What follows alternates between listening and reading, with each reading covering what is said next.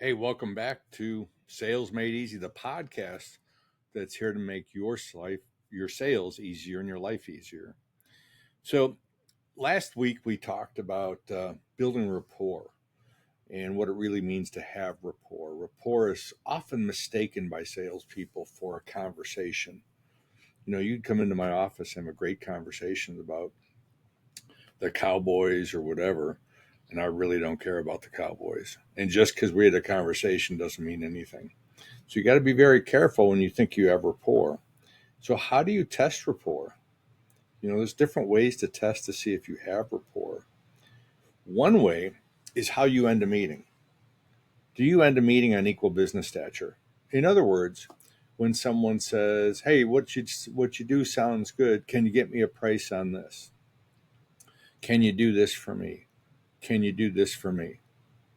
The one way to find out if you have equal business stature is then you must ask for something in return. In other words, I'm more than happy to get that done for you. So we can meet again in a couple weeks. Would you do me a favor?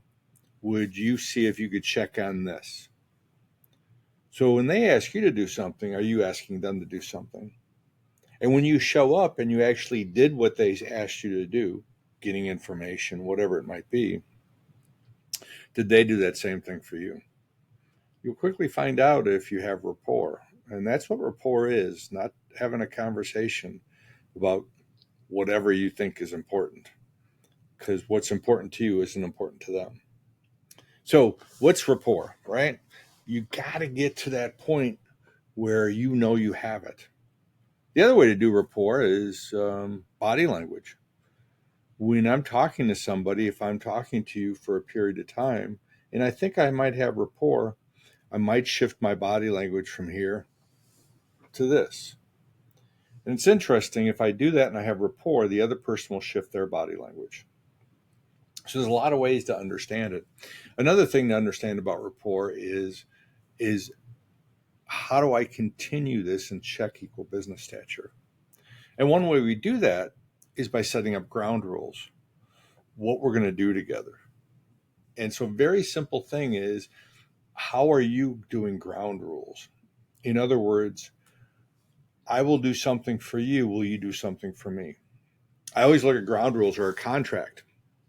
When a judge says, when you go to a judge in a court of law and say, we have a contract, and they broke the contract, a judge looks at a couple things. Number one, they look at is, do you have mutual agreement? They look for signatures. In our world, mutual agreement means, did they use real words or wishy-washy words? And what I mean by that is, if someone says, hey, go get some numbers for me, and you go, great, I'll be more than happy to get you numbers. And if my numbers look good, do you think we'll do business? And if that person says probably, maybe, should, they gave you wishy-washy words. You don't have a contract. You don't have mutual agreement. In fact, you don't know what you have, because the person did not agree to whatever you thought they agreed to. So, and I know it's tough because you hear that and you go, well, Tom, what am I supposed to do? Call them on it? Well, yes, you call them on it, but in a gentle way that builds rapport, not breaks rapport. So if someone said probably to me, I might say, hey, that's great. Hey, can I ask you a question? When you say probably in your world, what does that mean? Now, I just asked somebody to clarify what probably is. And it's amazing how many people might sit there and say, well, I'd have to have my engineer look at it, or I want to get my other person involved. Now I just converted what probably is to another person getting involved or another step taking place. Someone might even say, well, I'm going to look at two other vendors. Great. I know what's going on, as opposed to probably, which is vague and means nothing. So really want you to think about, how do you set up that next step? Are you just going on probablys, maybes, and hope? Or are you going on something that's real?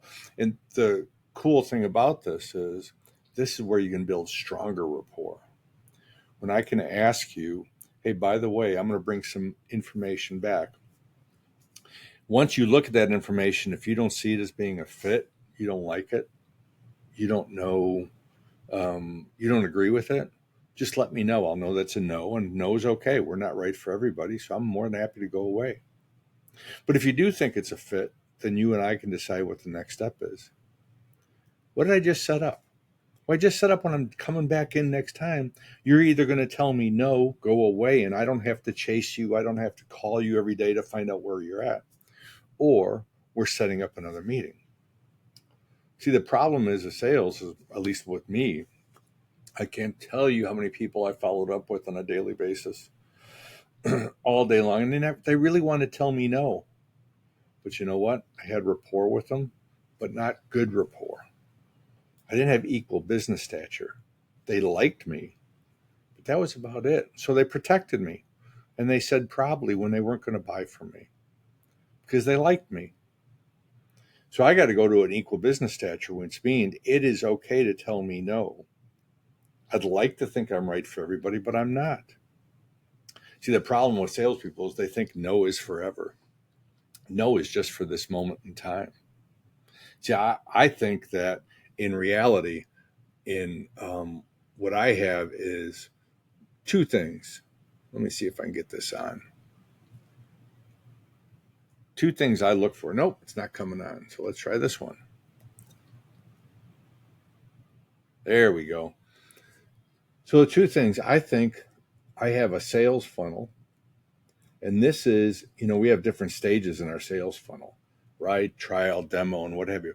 And when someone enters into my sales funnel, they move. You got to flow through this funnel. You can't stall out. But I also have over here my marketing box. And the people that are in my funnel that don't fit, that tell me no, go back into my marketing box. These are people in my territory I want to do business with, so I talk to them, right? But guess what? When I have them in my sales funnel and I'm trying to push them down and they don't want to go down, what do? They ignore me. They stop answering my phone calls. They won't talk to me anymore. And that's not good. Somebody I want to do business with in my territory is now avoiding me. So I'd rather say, hey, look, if it's not a fit today, that's okay. We'll pop in and have coffee once in a while, but it's not a big deal. Giving them the opportunity to say, okay, I want to go back in your marketing box. So you can call on me and talk to me once in a while, but I'm not in your sales funnel yet. So until they raise their hand and say, I have some interest and there might be a reason for us to do business, until that happens, they stay in my marketing funnel. And these are people I do guerrilla marketing for. This is not something that I'll turn over to my marketing department.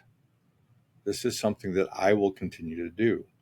I will go in and I will pop in once in a while, buy them coffee. I'll send them some information every now and then. Not necessarily information on my company, but just general information. So this is people I will market to. And I think that's the biggest problem is when we set up ground rules, we say, hey, look I think we're here. And when we're done meeting, the next step is here. And they go, probably. They have no alternative to say probably because you did not give them an option. You did not say, hey, look I think we're here. And we're done. If you don't think I'm a fit, kick me out or we move forward.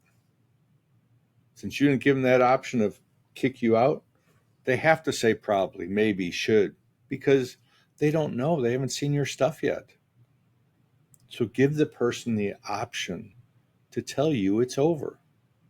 And if they give you that option to tell you that it's over, then it's more likely that they'll keep a relationship going and build on that relationship. And it creates equal business stature when you sit there and say, it's okay to tell me no, I'll go away. So here's what I want you to think about. I want you to think about how are you building rapport entering into the sales process? What are you doing? You got rapport. Is it strong enough for them to tell you the truth? That's when you know you have real rapport. When you're willing to accept the truth that at this point in time, you're not a fit. You haven't convinced me, whatever it might be. Are you willing to accept it? And are they willing to tell you the truth?